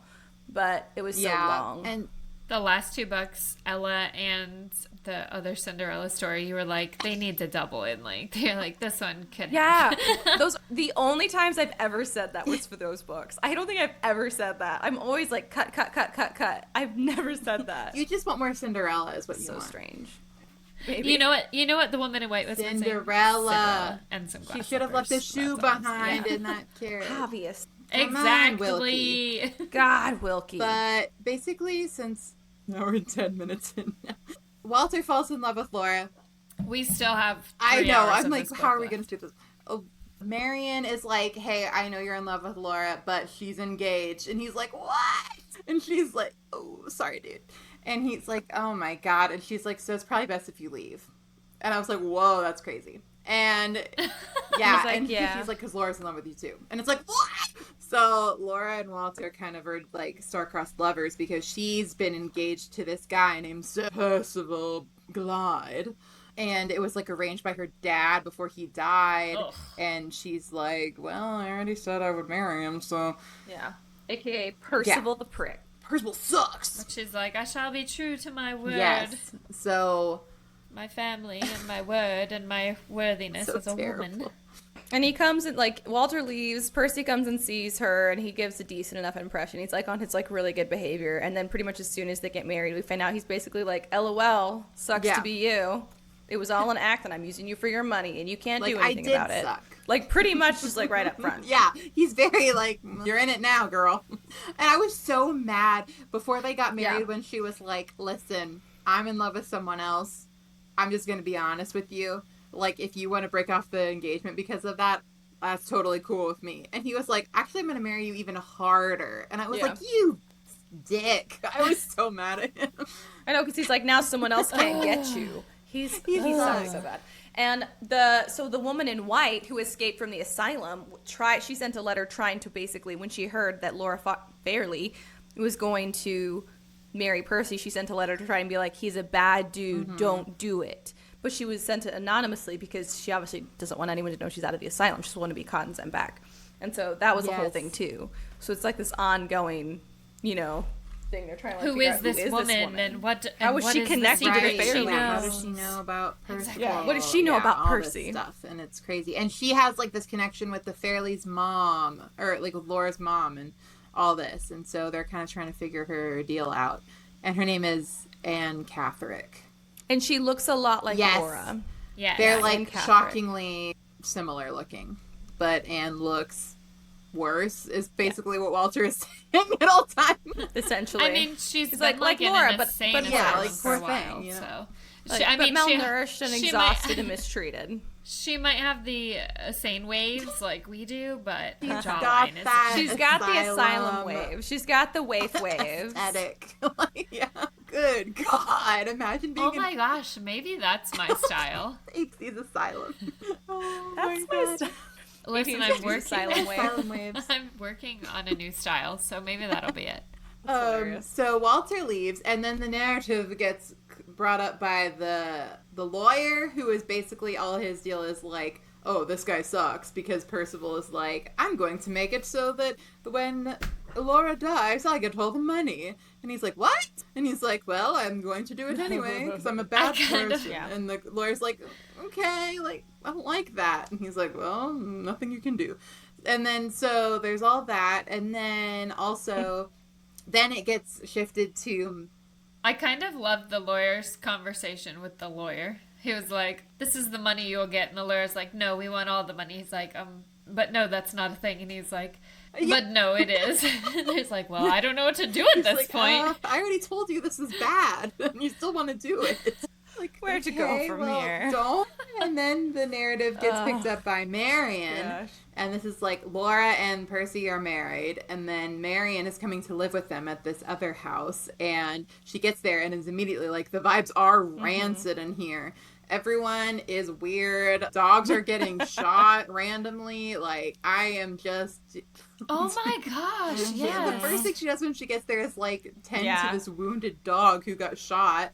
And then this, like, maid is like, ha ha ha, I don't even care. Dies. And then it dies. And then they're like, welcome to the house. She's like, that's the gameskeeper. He just shoots the dog. Yeah. Like, that's his job, is to shoot dogs. Yeah. And until then, like, Laura basically wouldn't say anything about her marriage. Just like she would talk about anything else, but like she would not say anything. She wouldn't even like refer to Percy. He's like in her letters and stuff. And she gets there and it's not shocking why. Like, oh. And that's where we meet Count Fosco. What's his face? Count Fosco. And Lady Fosco. Fosco is the biggest, loudest character in this damn book. I mean, him. He loves himself. I mean, he's Italian. Wow. He's he's got a lot of emotions. True. And he's got a lot of pets. He's got all the little mice and the cockatoo. He is the opposite of Pesca. Yeah. He's and the wife. Yeah, he's got like a bunch of the wife. Yeah, he's like got a bunch of pets that he's trained and controls, including his wife. My wife. My wife. So funny. From Italian to Borat real quick. That's honestly a little bit what the audiobook narrator in mine sounded like when there's a lot of Borat in there. I'm getting into Borat. But he committed the whole book for it. So I was like, it's a Borat. He's like this old fat guy who loves his weird pets. And he's so Italian, and he's into Marion. He's like, a beautiful Marion. She is so cool. So into Marion. And he loves that his wife does everything that he says and doesn't have any thoughts of her own. He's like, my wife is so good at being a wife. She doesn't have any thoughts of her own. She only believes what I believe about everything and does whatever I say. She's such a good wife, and she loves me. That's such an Italian. I mean, it's such a really man of the age, but it's also such an Italian. It's such that he's so into her admiring him. It's always about how she admires him so much. And I'm like, this is an Italian thing for sure. He's like, she rolls my cigars, and she does this, and I ask her to do that, and she does this, and she gazes at when I tell her to do it. She gazes at me with adoration. And she asks permission before she leaves or enters a room. Like, yeah, it's like weird, but he is really fun. And then he's also like, and then with Marion, he's a very fun character to read. Oh yeah, and then of course he's actually in love with Marion. Does she kick his ass? I think that's what he wants. He wants her to like try it, and then he's gonna beat her down. You know, I think that's what he wants. But he also likes it. Yeah, he wants to be like, I tamed that crazy one. Because Marion's like really cool. And so Percy... she's my favorite character right now. She's my favorite. She's probably mine too. So basically the plot thickens. But immediately Laura's like, don't trust him. Yes, Laura hates him. Yeah. And she hates her husband. And I feel so bad for Laura, TBH. I'm like, God, 6 months with this guy? Ew. Like, I don't even... Worst trip ever. I know. And her husband and Fosco have been basically like conniving, working together to try to get her to sign this paperwork, but they will not let her read it. And so then Marion's like, yeah, don't do that. That's a bad idea. We're going to call our lawyer. And their lawyer is like, don't do it. That's a bad idea. And it's this whole crazy drama. I mean, and then the woman in white shows up and she's, man. She says, I have a secret. Yes, she's like, Laura, I know something. And Laura's like, what? You look just like me. She's like, oh my God, twin. This is so Freaky Friday. Freaky Friday, Parent Trap. And so Marion... I referenced the wrong early 2000s movie. Sorry. Well, Unfortunately, that means you're kicked out of the pod. Get out. We're gonna no, come back. So Marion is like, I'm gonna sneak around and like discover the truth. And so she is like hiding out on like this balcony while it's raining and listening to Percy and Fosco like talking, and she's overhearing like this nefarious plan. And I was like, she is so cool, dude. Like, she is out here. She was like, don't even worry, Laura. I'm going to figure it out. And she's like, I will just creep around and be a little detective. And I'm like, that's my Sherlock Holmes. You know, that's Marion Holcomb's my Sherlock Holmes. Or Holcomb. Yeah. Oh, yeah. For real. And Laura is not doing anything wrong. She's simply not doing anything at all. No, Laura doesn't do anything the whole book. She just exists, and she's pretty. She stands there and like she looks such pretty. a damsel in distress is what it is. Walter's like, wow, how does she do it? Oh my god. She's so mediocre at drawing. I can't even get over it. Amazing. Like, okay. Great. Like, I'm sorry to this Laura. You know, like, I do feel bad for her. Having to marry this nasty guy while you're in love with, like, probably a hot, like, drawing guy. That sucks. But I'm like, why aren't you on the balcony, Laura? Like, we could be doing something, you know? The most she did was go talk to Anne. She's got, like, no critical thinking skills. She's very... Although, isn't she locked up at this point or something? Yeah, she does get locked up. Laura. Why couldn't Laura find the key, you know? Laura. Percival locks her up because... Why? I forget why he locks her up. I don't remember, but yeah, he sucks. And so reason. Marion's figuring it out. But then she gets sick while she's on the balcony, even though she's figuring out that, like... Well, she overhears... Yeah, she listens to Percival and Count Fosco, and they're both like, well, we both need money, right? That's our problem. And they're like, yes. And then he's like, well, your wife has money, so let's get her money. And he's like, well, I can't unless she's dead. And Count Fosco's like, unless she's dead, you say. And he's like, yes, I don't know what to do about this. And Count Fosco's like, I have... ideas. And he's like, what could they possibly be, Count Fosco? I don't understand. And he's like, just let me real. ruminate. Like, Percy, you're dense. You're real dense, Percy. Gee, I wonder what it could be. It's like, egats. And that's how Marion gets sick. sick. Because she gets rained on the balcony because she gets her hair wet. And then, so, unfortunately... I thought for sure she was poisoned or something. Like, I know later on, it's That's like, what I everyone thinks she thought, was too. poisoned. But I was like, there's no way she just was outside and got wet and was like, oh, now she has tuberculosis or whatever. I didn't even question it because I was like, this was written in 1859. I also thought she was poisoned. I assumed that she just got rained on. I don't know. I mean, well, you know, women with accurate. a delicate That's so constitution. much more accurate. Oh, God. A woman can't get wet. Exactly. Oh, but God. what was so... Okay, but also right after... Go ahead. No, go. I think we were about to say the same thing. Count Fosco finds her diary and like writes in the end entrance. He's like, "This is such a good recounting of everything," and that like, was so like. First of all, what a boss move to be like, "Yes, you just wrote in your diary that I'm plotting murder. I'm gonna leave this here and be like, this was wonderfully written." Signed, Love Fosco. Like, what? Yeah, that was crazy. The level of arrogance. I literally gasped. I was that like, man is like... This guy's crazy. I know. I was like... I was running, and that was the first time my heart rate went up a little bit higher. I was like, like, oh no, yeah, he bad is crazy. So good. I loved that. Yeah, he seems to really thrive on...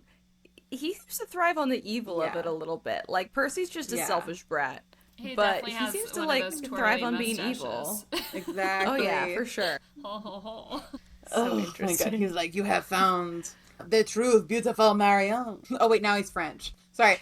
He should have been French. Oh, you have found the truth. You found the truth. Do the bad Mario. Yeah, it was so good. And so, after that, Marion is sick and Laura... Wait, is Laura sick? I don't remember. But Marion is... We hear from a lot of people. And Marion... No, Laura, like, sits outside. But Laura, like, wakes up one day and they're like, she's like, where's Marion? And they're like, oh, she's gone. She went with Count Fosco, who left. And Laura's like, what? Like, Marion would never just leave. And they're like, well, she did. Sorry. And they're like, she's, like, freaking out. But then turns out, so then Laura leaves to go, like, find her. Oh, my God! Sorry. My life is falling apart. So sorry. Oh my god, he leaves to go find her. So, oh my goodness. Then Laura leaves to go find her in London, but then turns out Marion, it didn't leave. They just moved her to a different wing, and because they wanted Laura, to leave. And so then we find out that Laura dies, and you're like, I was freaking out. And so they I was like, just let you believe Laura's dead for several pages. Then you find out, but as this was happening, I was like, there's no way. And then I was like, oh, the woman in white. And then it turns out it was the woman in white is in fact dead. I was really hoping there was a twist, but I was scared because it was a classic. I was disappointed. Concerned. But sure enough, there was a twist. I feel like I knew right away. You're like, okay, yeah, obviously. It tracks. It took me like a couple figured it out. Spoons was close behind. I was like, I was way back there. Well, there was fully Marion and Hartright and Laura speaking together, and Weezy was like, why are they talking to Anne Catherick? She's like, what? I'm confused. What is this? Anne, what are you doing here? Oh my god. But it was like, I'm confused. Unfortunately, I do feel bad about this, but when they were like wanting me to believe Laura was dead, I went, like, that was my reaction. I was like, oh, I'm sorry. Oh, that's too bad. That was also my reaction. I was like, Laura. See, I wasn't like, it wasn't that she was dead. I was really upset that, like, that Fosco and Percival had won more. That sucks. Yeah. It wasn't. Well, that's what I was upset about. Yeah. It was like, oh, she died. Percy, Fosco. Like, who's gonna, Ugh, so stressful. But I feel so bad for Anne. And so basically, Anne died. They did like a switch. And so Anne died, and then they sent Laura to the asylum. And she's like, I'm Laura Fairley. And everyone at the asylum is like, okay, yeah, sure you are. Yep, uh-huh. Yeah, because they're like, she got crazier while she was escaped, and now she believes that she's Laura Fairley. So don't believe her if she tells you that she is. And because she looks somewhat similar, and they changed out the nurse who used to take care of Anne Catherick when she escaped. The nurse is like, I don't know what she's supposed to look like. Like, what? But I also was like, a lot of you, like the doctor at the psychiatric facility or whatever, I'm like, you can't tell the difference? Apparently not. Are you in on it? I was just never forgot to mention this whole time that Percival had this connection to Anne Catherick / the woman in white and was like, she cannot be found. Like, we have to find her. Yeah. We have to put her back in the asylum. If she gets out, it will ruin me. She knows something. Like, and we're all like, what does she know? The Baron at the beginning that the woman in white was asking Walter Hartright about, she was like, tell me that you don't know this Baron. He's like, which Baron? And she's like, just tell me the ones that you know so I know that you don't know the one that I don't want to hear from. And, like, I don't want him to know. And it's him. It's Percy. He's the one who put her in there. Well, that's what Walter is thinking. Yeah. Although her mom kind of helped out. She was like, go for it. Put my daughter in there. Oh, God, sucks. So, like, the plot kind of unfolds pretty quickly once we find out that, like, she's actually alive. So basically Walter comes back, and then for a while Walter and Marion and Laura are just chilling together because they're like, okay, so we got to figure out what to do, because Fred, the uncle, is like, I don't believe that my niece is alive. So they kind of have nowhere to go. And also, like, both Percy and Count Fosco are still out there, and it's, like, this whole thing. So Marion and Walter are like, we're back on our detective stuff, buddy. Like, it's you and me. And meanwhile, they're like, but we can't let Laura know anything. And I was like, so, this is so annoying. I'm like... I kind of love when they're all being roomies, though. They do have to, like a child, keep her out of it, but I love that they were all cute. Roomies. It was cute. They were all being, like, besties. I was also like, are you allowed to be roomies with girls? Like, you grown men? I thought you weren't allowed to do that in, like, the 1800s. I mean, you're not allowed to, like, it's Wilkie Collins. Keep someone escape from the insane asylum, too. Yeah. So I think Walter's that's true. I think also in the 1800s, you probably weren't supposed to have two long-term polyamorous relationships, probably also. I don't know that Wilkie forgot about that. But I did really love it. I was like, how refreshing. It was really actually very cute. Yeah, it was like, ooh, oops. It was really, really sweet. I was like, look at you. So they're like trying to figure stuff out. But yeah, for sure. They were like, let's talk really quietly. I so know, Laura because Laura's still us. traumatized from her asylum ordeal. And Laura's acting like a child, as if like Yeah, from being in the asylum, but she's like totally different. And Walter's still like, I'm in love with her. And I'm like, you literally just said she's acting like a child. I have concerns. This was the part where I sort of gave up and was like, fine, you're in love with her. Like, it's fine. Because at least, he was being sweet. Like, they were like, okay, like, I don't know. Oh, he was being totally sweet. He was just like, I've chosen to be in love with you, and I've chosen to be committed to you forever, whatever. I was had given up on Marion and Walter at this point because clearly Marion's not interested either. Like, they're both just like, we are platonic best friends. And I'm like, okay, that's your prerogative, I guess. You would be great as a power couple, but that's fine. Yeah. Like, she's got all I never expected her. She's got stuff going on. So I was like, okay, like, girl knows her worth. Stuff going on. Yeah. But yeah, so basically Walter gets involved and he's trying to figure out all this stuff while Marion's with Laura all the time. And he ends up going to this little town. And one thing I thought was so funny about this part of the book is Walter kept being like, okay, if we can prove that she left the day after like Laura's death certificate was signed or whatever, then we can prove that it's not really Laura or that it wasn't, that it was Anne, whatever. And so I'm like, okay, this is a great like lead to go off of.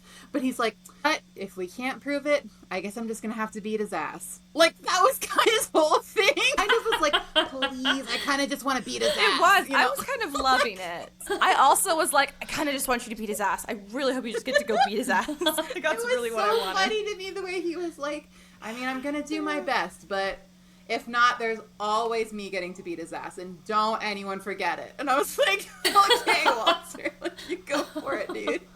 Love this from you little drawing teacher. So he goes to this little town, and he's trying to figure stuff out, and he already talked to Anne's mom, who was, like, also very evil and mean, and she sucks. Worst. I don't even remember how he got this information, but basically he's like, oh, she said something. He talks to the clerk. Anne's mother had said something like derisive about like Percy's mom, and so then Walter is like, oh, maybe there's something with his heritage or like his lineage, and so he's talking to this clerk at like the church, and he basically discovers through like the marriage records that like Percy's not actually like a baron. Parents weren't married. So it's like all a lie or whatever. And he's like, haha, this is the big secret. I figured it out. And then when he goes to like, before he can get like that proof, like oh my God, Percy shows up to the church, burns it down while he's inside and kills himself by accident. And he's an idiot. He's an idiot. Walter's like tries to save him too. See, that part I really didn't believe. I was like, it's someone else and they're like saying it's Percy, pretending it's him, but he's gonna go on the run or something like that.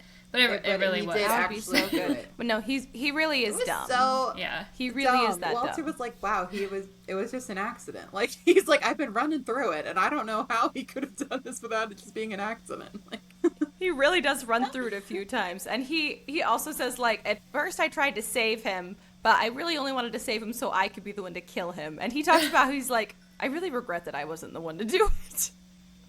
Yeah.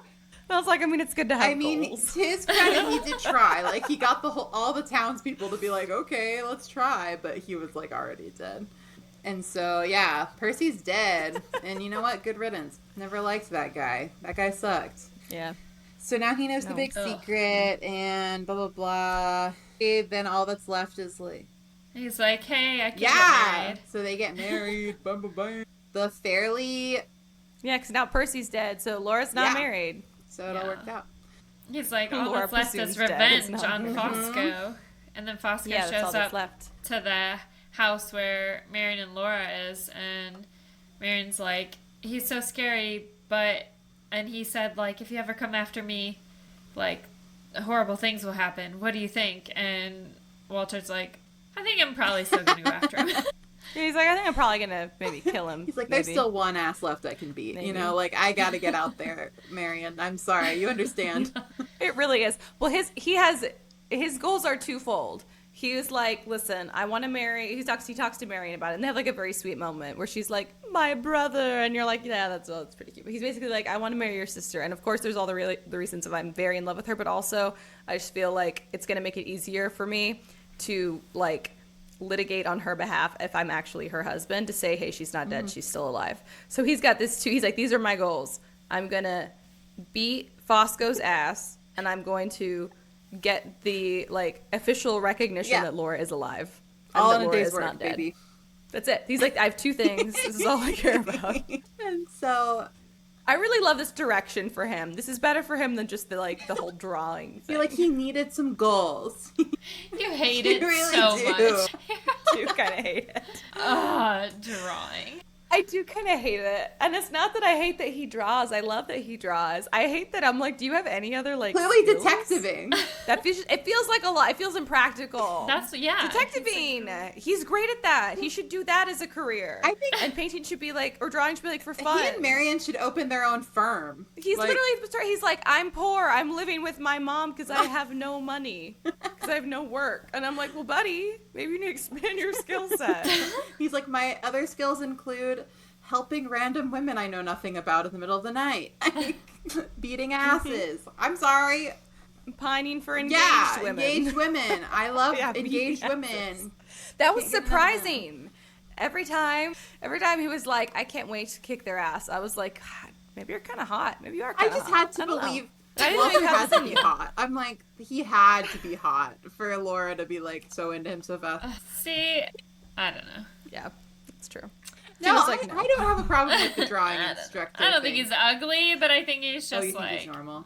it's just a close quarters thing. I have a practical issue. So I'm concerned for his stability in his life with his drawing teaching career. That's my only concern. It's not that I have a problem with him being a drawing teacher. I just feel like you need a fallback, buddy.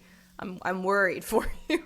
And then especially when I heard that he could kick asses, though, I'm like, there's a skill. Except for you do have another skill. No, he thinks he can do it, but he very much also many times is like, I can run fast. I did track in high school, but other than that, I'm not really gonna be able to beat. It's like if it comes to a fight between me and him, I'm definitely gonna lose. He's basically like, I'm gonna give it a good effort. That's very, very true. But I was like, look, he's willing to fight. He's willing to fight. That's true. At the end when he had his like confrontation with okay, I guess we forgot this part. Or I was about to forget. Basically, he is at the opera with Pesca. Pesca comes. Yeah, and Fosco's there, and Fosco sees him and gets freaked out. And Walter's like, Pesca, like, what was that about? And he's like, oh man, I can't believe I have to tell you, I'm in a secret society. And he's like, what? And he's like, yeah, so it's kind of like this crazy political thing where I'm a sleeper agent.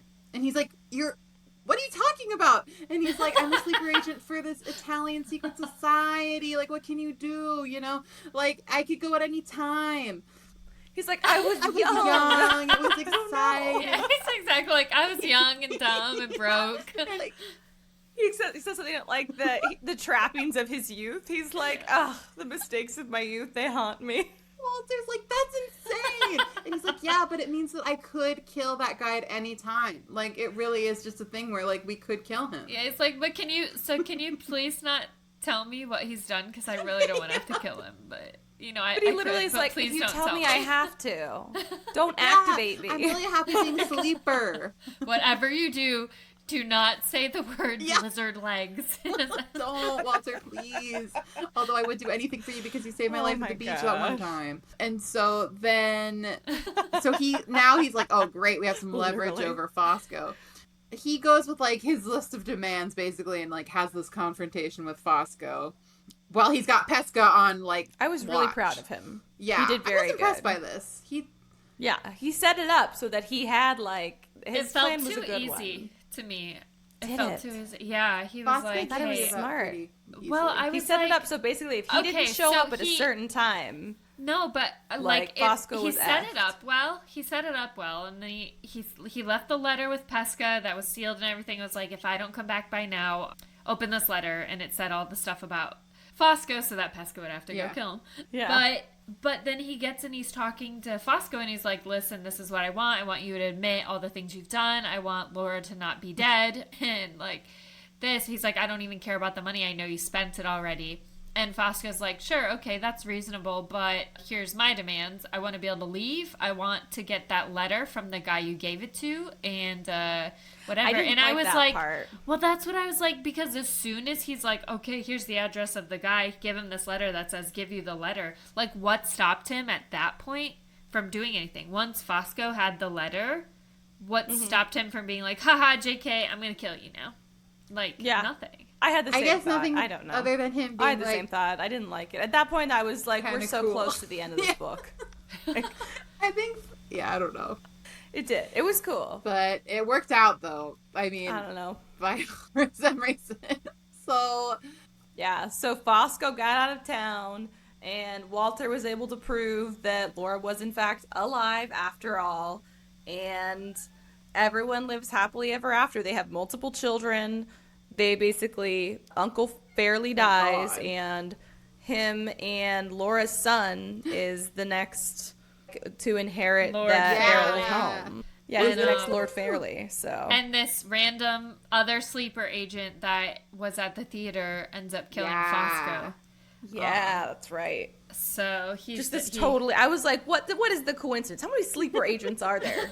He's just hanging out there, and he was like, Fosco. He just overhears them and then decides he's going to go kill him. Like, I'm like, and not that I don't want him to die. That's great. I was a little sad that he died. Wow, that's a lot of sleeper agents. I was like, what is happening in the 1800s? I was like, oh, he's so cool, though. I mean, not that I thought he was a good person, but I was like, now he can't go do, like, oh, hi, baby. Can't go, what? Can't go stick other women in asylums and steal their money. He's unable to aura farm anymore, you know? Like, before he was just doing all sorts of... That is true. Yeah. Man, he really was even at the very end, he was like, "Here, go get my traveling cage for the mice. I simply can't part with the mice." And I was like, "This guy." Oh, he bequeaths all his other animals. I thought that was something too when he was like, "I'm bequeathing," and like reading it. I was like, "This is some secret code that like he gets rid of the cockatoos but not the mice, and it means whatever." Like, I did not trust that last scene at all. Interesting. I wasn't thinking on that level. I don't. I was just like, this guy's nuts. I'm not giving Wilkie Collins that much credit. I thought he was so fun. He had like the aura of like a, I don't know, like a supervillain or something. Just like really weird guy. Oh, for sure. He was really so fun. For sure. And he knew it, and he loved it. And I loved it. He absolutely loved being a supervillain. It was great. Like, okay, it was kind of hot. Let's be real. Oh my gosh. Okay, so favorite and least favorite parts of the book. My favorite. Go ahead. Oh my gosh, I texted. No, go ahead. Go ahead. Sorry, I texted y'all while I was running. I was doing this like long hard run, as I said. I'm not bragging. I'm not. But the freaking uncle. The uncle came on to do his part, and I was like, oh my god, you're the most annoying thing that's ever existed. He's like, oh, I was told that I have to write this thing under duress because, you know, I'm such a fragile character, and the sun was too bright, so dear me. I was like, I have to turn this off or I'm gonna run into traffic. Like, really, this is now a hazard. Yeah, that was my least favorite part. That's hilarious. I don't know. My least favorite part was every time Miriam would just randomly be like, say something really smart and then be like, if only I weren't a woman. And I'm like, what? All the time. This doesn't fit. I don't understand. Like, how could you be so confident and so competent one second, the next you're like, God, if only I didn't have boobs. And you're like, what the hell? Yeah, that was super annoying. So weird.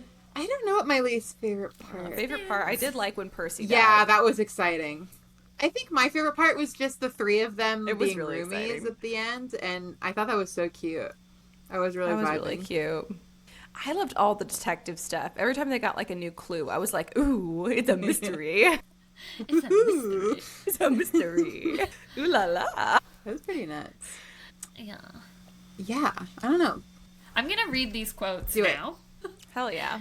Randomly, but there are quotes about women that I found really something, but they're not bad actually. That's why I thought I had juxtaposing quotes, but they're not.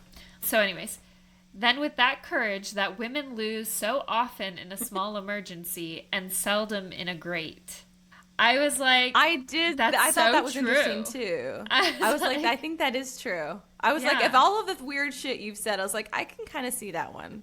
Cause like, yeah, like when I'm like, you're talking too loud and too much, and I'm gonna absolutely lose my effing shit. And then, you know, someone's like bleeding out, and I'm like, I got this. Exactly. No, literally, if you get a paper cut and you show it to me, I'm like, oh, I can't do blood. I'm going to pass out. But like, if your organs were coming out of your body and you needed my help, I'd be like, don't worry, we're fine.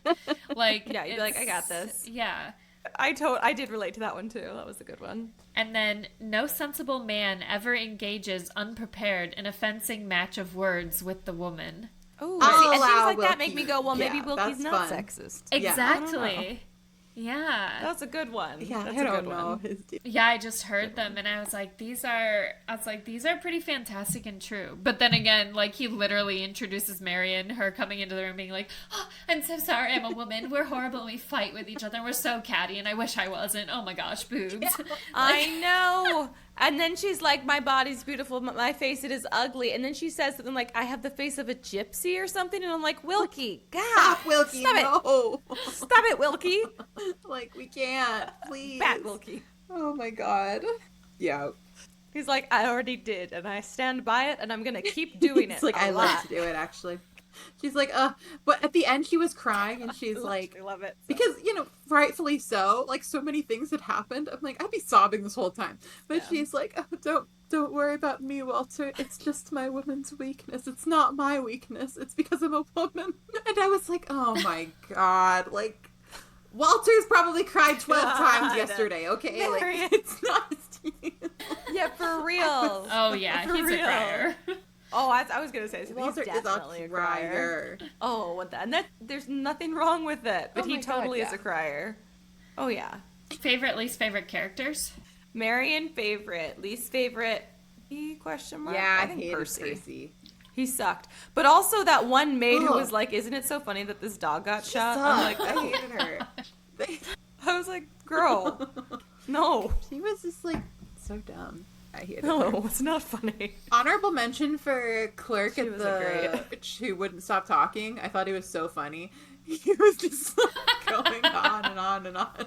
And Walter's like banging his head against the wall. Great, please show me the marriage records. Please show me the marriage records. At one point, he's like, I had decided at that point not to let him say another word until I'd read the book. It was so good. But yeah, Marion's probably my favorite. So good. But just in terms of like, I loved Count Fosco. Thought he was a great character.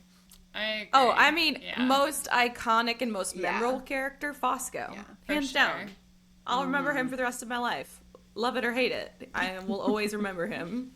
And he would love that too, which I hate. I know. He would be so like, pleased about that. Have a same, doing my own way. You always thinking about me all the time. Honestly, he and Pesca. Pesca is like the benign, positive Italian man, and Fosco is the bad Italian man. Wilkie's like, these are their two archetypes. He definitely knew some Italians. Yeah, he definitely did. Well, he grew up traveling to Italy for periods of time, and then continued as an adult. Just so, like the women, though. It was like, here's the fun Italians. He's like, I can show a diverse collection of Italians, you know? To me, they're not all one thing, you know? It's like, okay, Wilkie, we get it. Listen, and just some of them aren't evil. I was gonna say, just to preface this, in case people don't know, BC and I both have authority to speak on this. We're not just being racist against Italians, as both of us have lived there for times and have relations. My family's heavily Italian, American Italian, like Italian, like. Yeah, and I lived there for like 3 years, so this isn't just baseless. So to be offended Italian. Not that we don't love to baselessly offend people. I do love to baselessly offend Europeans, but I mean honestly anyone from anywhere, but especially the Europeans. But yeah, the Italians I have also some like personal animosity towards. I'm just kidding. I love you guys, except for the ones that I don't. Agreed. I hate you, Fosco. I do love Pesca, and I do hate Fosco. But yeah, so memorable. Good. But I hate the Italians go big. The uncle still, so I did hate that's fair. I could not. His neuroticism was I could not. He's basically like, I'm too stressed to even tell you if that's Laura or not. Like I'm too stressed to take any part in pronouncing Laura alive or not. You said honorable mention, and I agree for the maid, or I don't know if you said it for her, but the maid that was like, haha, he shot the dog. She was the one, she had a part in the book, right? Towards the end, she was talking about, and that was the other chapter that I was listening to while running, and I was like, I might have to turn this off again, because she was like, I don't know anything, and he told me to do this, and I was like, gross. You're like, well, you're useless and mean. Yeah. It was a very short chapter, goodness. Luckily, but yeah, no, I don't like you. Do either all have any quotes other than Gino's quotes? I forgot to look for a quote, but I did love that the last line of the book is like, credit where credit's due, Marion's a G. You know, I was really into that. He said... Oh, I liked it too. Yeah, it was Marion good. was the good angel of our lives. Let Marion end our story. And I was like, that is right, Walter. That is right. At least we all are accepting it. Yeah. I felt like it made up for a lot of the Marion self-hatred. Yeah. I was like, this is good. Thank God we did this. There were some very good lines in it, though. I did like at the end. Go ahead. Sorry. I liked when it was just long. Laura was like, do you see who this is? And he was like, that's our child. And she's like, how dare you be so baseless and say this is our child? What do you mean? This is Lord Fairley. Yeah, it was so funny. She's like, holds up his kid. And he's like, yeah, that's my son. I know who he is. And she's like, you idiot. Oh, the child. It's Lord Fairley. He's like, why can't you move while I was gone? Literally something I would do with Riley. I guess. I would love to be like, Riley at Hobby, who is this? Do you know who this is? He'd be like, yeah, my son. And I'd be like, no. This is a precious little Prince Angel boy who's never made a mistake and never will. How do you? Obviously, you should have said that. Well, there was only one right answer. You failed. So good. I did really relate to Marion on that one. What about Pinky's Up? Okay. I want Pinky's Up. I'm going to give it... Oh my god, there's a little bug on here. Okay. He's crawling around. He's crawling on the woman in white. I feel bad. I guess he can be... He's fine. I'm going to give it 4... Pinky's Up because I really liked it. I thought it was really fun and I was intrigued the whole time. But I wouldn't say it was like my favorite book ever, but like I did very much enjoy it. And I do want to watch there's like a couple movies and a miniseries, so I kind of want to pick one and watch. Like I'm invested, you know. It would be good as a movie or miniseries. Yeah. It's a really great drama. Yeah. I just want it shorter. I like the story. I really like the story. Yeah. What about you, Gino? So it's funny, I was kind of talking to my mom about it, and I kept being like, it just goes on and on. And there was this book I read in middle school or something. She used to read all the same books I read. It was called The Ear, the Eye, and the Arm. I don't know if y'all have ever read it. But it was this book that you thought it ended, and then no, but it kept going. And then you thought it ended, but no, and it kept going. And that's that made me mad. See, that's how I felt about this book. Not necessarily in a bad way, but it was like, after Laura dies, it's like, oh, Laura dies. The book ends tragically. Right. But no, there's more. And it's like, okay. And then Percival dies, and you're like, oh, okay, so everything's resolved. But no, there's more. And then, like, okay, they resolved the stuff with Count Fosco. Like, he's leaving, but she has her title and everything. Okay. But no, there's more.